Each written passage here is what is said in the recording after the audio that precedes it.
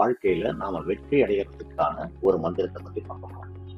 அதாவது நிறைவேற்ற முடியாத காரியங்கள்ன்றது நிறைய இருக்கும். அந்த மாதிரி முடியாத காரியங்களையும் தலைப்பட்டு கொண்டே இருக்கக்கூடிய காரியங்களிலும் வெற்றி பெறுவதற்காக ஒரு காரிய சித்தி மந்திரம் இருக்கு. அதை பத்தி தான் அந்த மந்திரத்தை பத்தி தான் இந்த பதிவுல நம்ம பார்க்க போறோம். இந்த மந்திரத்தின் பொருளானது என்னன்னா, முடியாத காரியங்களையும் சுமூகமாக செய்யக்கூடிய சுவாமியே, உன்னால் செய்ய முடியாதது என்று ஒன்று உண்டோ? ராமதூதனே, மகா சமுத்திரத்தை போல விரிந்த கருணை கொண்ட அனுமனே, நான் நினைக்கும் காரியங்கள் எல்லாம் எனக்கு வெற்றியை அருள வேண்டுகிறேன் அப்படின்றதுதான் இந்த மந்திரத்துடைய பொருள். இந்த மந்திரத்தை நாம தினமும் காலையிலேயோ அல்லது மாலையிலேயோ நன்றாக குளித்துவிட்டு பூஜை அறையில் ஸ்ரீராம பட்டாபிஷேக படம், அந்த ஸ்ரீராம பட்டாபிஷேக படம் எதுக்கு அப்படின்னா, அதுல ஸ்ரீராமர் குடும்ப சமேதமாக இருப்பாரு. அதாவது ராமர், லட்சுமணர், சீதா, பரதர், சத்ருகர், அனுமன் ஆகியவங்க எல்லாம் இருப்பாங்க. ஒரு சில படங்கள்ல சிவனும் பிரம்மனும் கூட இருப்பாரு. அந்த மாதிரி படத்தை வச்சுட்டு அந்த படத்துக்கு முன்னாடி அகல்ல சுத்தமான நெய்யும் தாமர தண்டம் வச்சு ஒரு விளக்கை ஏற்றி, அப்புறம் என்ன பண்ணணும், அதுக்கப்புறமா விளக்கை ஏற்றி உங்க குலதெய்வம், கிராம தேவதை, இஷ்ட தெய்வங்கள், பித்ருக்கள் இவர்களை எல்லாம் ஆவாகனம் செய்து, அதாவது ஆவாகனம் செய்து அப்படின்னா என்னன்னா, சப்போஸ் உங்களுடைய குலதெய்வம் முனீஸ்வரன் வச்சுக்கோங்க. இப்ப நீங்க ஐயா குலதெய்வமே போற்றி போற்றி போற்றின்னு 3 வாட்டி அவரை போற்றி தெரிவித்துக்கிட்டு, ஓம் நமோ பகவதே முனீஸ்வராய நமோ நமஹ அப்படின்னு சொல்லிட்டு, முனீஸ்வரரே ஆவாகயாமி அப்படின்ட்டு ஒரு சொட்டு தண்ணீரை எடுத்து அந்த தீபத்துக்கு முன்னாடி விட்டீங்கன்னா, அப்போ முனீஸ்வரர் அந்த இடத்துல தீபத்துக்கு பக்கத்துல உட்கார்ந்துட்டு நம்மளுடைய நமக்கு அருளாசி வழங்குறார் அப்படின்ற மாதிரி பலசுருதி. சரிங்களா? ஸோ அந்த மாதிரி இவங்களை எல்லாம், அதாவது குலதெய்வம், கிராம தேவதை, இஷ்ட தெய்வங்கள், பித்ருக்கள் இவர்களை எல்லாம் ஆவாகனம் செய்து மனதார உங்கள் பிரார்த்தனையை வைத்து, உங்களுக்கு என்ன கஷ்டங்கள் இருக்கோ அந்த கஷ்டங்கள் இருந்து, என்ன காரிய தடைகள் இருக்கோ அந்த காரிய தடைகளில் இருந்து நீங்க விடுபட்டு, உங்களுக்கு இருக்கக்கூடிய சிக்கல்கள் எல்லாம் நீங்கி காரிய சித்தி பெற்று உங்க வாழ்க்கையில வெற்றி பெறணும் அப்படின்ற மனதார ராமனையும் அனுமனையும் குருவேத்தி இந்த மந்திரத்தை தினமும் 9 அல்லது 27 அல்லது 54 அல்லது 108 அல்லது 1008 என்ற எண்ணிக்கையில் பாராயணம் செய்ய வேண்டும். இப்படி ஒரு மண்டலம் இந்த மந்திரத்தை உச்சரித்து கொண்டு வந்தீங்கன்னா, உங்கள் வாழ்க்கையில் இருக்கக்கூடிய அனைத்து சிக்கல்களும், துன்பங்களும், கஷ்டங்களும், தடங்கல்களும் தீர்ந்து அனைத்து காரியங்களிலும் சித்தி பெற்று வாழ்க்கையில வெற்றி அடையலாம் என்பது பலனாகும். இந்த மந்திரத்தை உச்சரிக்கிறதுக்கு எண்ணிக்கை வச்சுக்க சொன்னேன் இல்லையா? அந்த எண்ணிக்கை நார்மலா கையில என்னந்தீங்கன்னா, மனதுல நம்ம அனுமனையும் ராமனையும் உருவேத்தி என்னும் போது அந்த தடங்கல்கள் இருக்கும், அந்த சிந்தனைகள் கன்ஃபியூஷன் ஆகும். அந்த எண்ணிக்கை மேலேயும் போகும், மந்திரத்துக்கு மேலேயும் போகும். அந்த மாதிரி இருக்கிறத தவிர்க்கிறதுக்காக ஜபமாலையை வச்சுக்கொண்டு நீங்க செஞ்சீங்கன்னா, அந்த உச்சரிக்கும் போது இந்த பிரச்சனை இருக்காது. அதாவது நீங்க எண்ணிக்கை செய்ய வேண்டியது இருக்காது.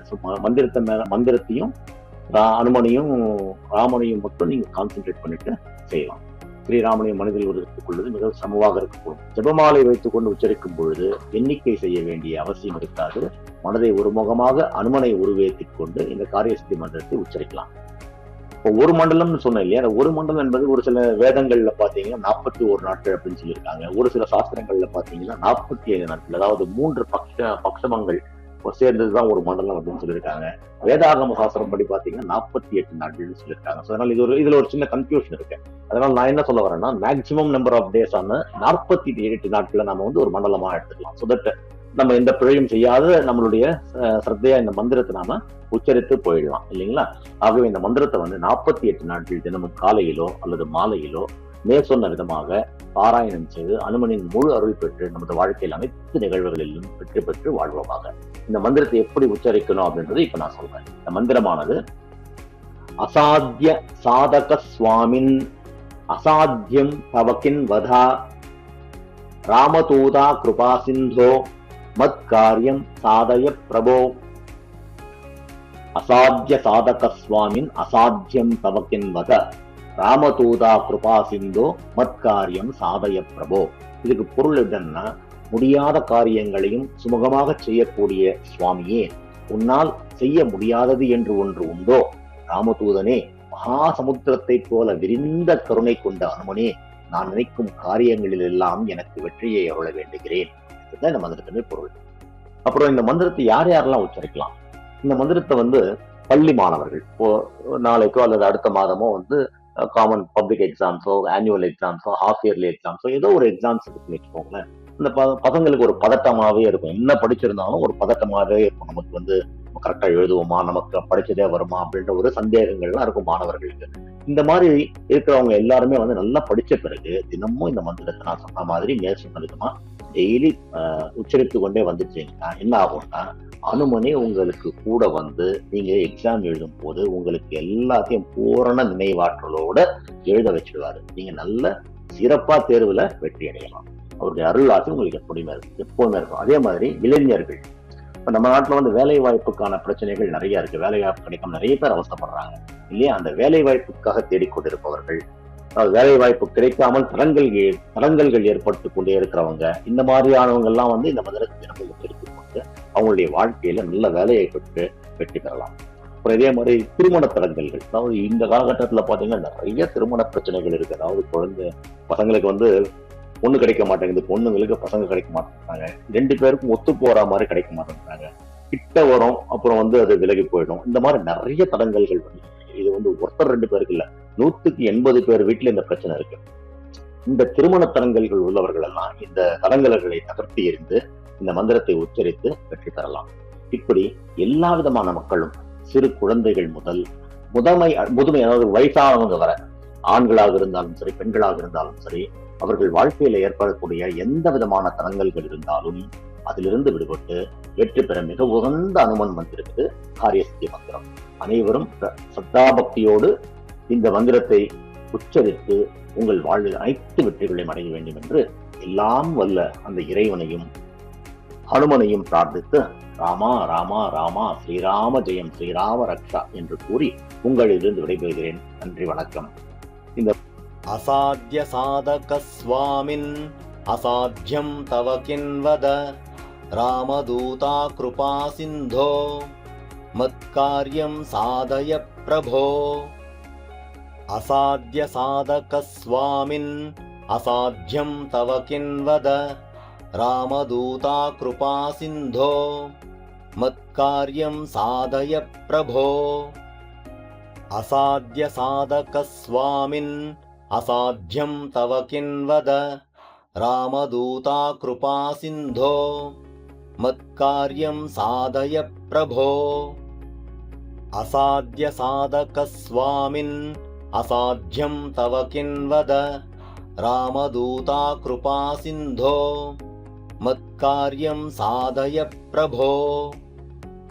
அசாத்ய சாதக ஸ்வாமின் அசாத்யம் தவ கின்வத ராமதூதா கிருபா சிந்தோ மத்கார்யம் சாதய பிரபோ. அசாத்ய சாதக ஸ்வாமின் அசாத்யம் தவ கின்வத ராமதூதா கிருபா சிந்தோ மத்கார்யம் சாதய பிரபோ. அசாத்ய சாதக ஸ்வாமின் அசாத்யம் தவ கின்வத ராமதூதா கிருபா சிந்தோ மத்கார்யம் சாதய பிரபோ. அசாத்ய சாதக ஸ்வாமின் அசாத்யம் தவ கின்வத ராமதூதா கிருபா சிந்தோ மத்கார்யம் சாதய பிரபோ. அசாத்ய சாதக ஸ்வாமின் அசாத்யம் தவ கின்வத ராமதூதா கிருபா சிந்தோ மத்கார்யம் சாதய பிரபோ. அசாத்ய சாதக ஸ்வாமின் அசாத்யம் தவ கின்வத ராமதூதா கிருபா சிந்தோ மத்கார்யம் சாதய பிரபோ. அசாத்ய சாதக ஸ்வாமின் அசாத்யம் தவ கின்வத ராமதூதா கிருபா சிந்தோ மத்கார்யம் சாதய பிரபோ. அசாத்ய சாதக ஸ்வாமின் அசாத்யம் தவ கின்வத ராமதூதா கிருபா சிந்தோ மத்கார்யம் சாதய பிரபோ. அசாத்ய சாதக ஸ்வாமின் அசாத்யம் தவ கின்வத ராமதூதா கிருபா சிந்தோ மத்கார்யம் சாதய பிரபோ. அசாத்ய சாதக ஸ்வாமின் असाध्यं तव किन्वद रामदूता कृपासिन्धो मत्कार्यं साधय प्रभो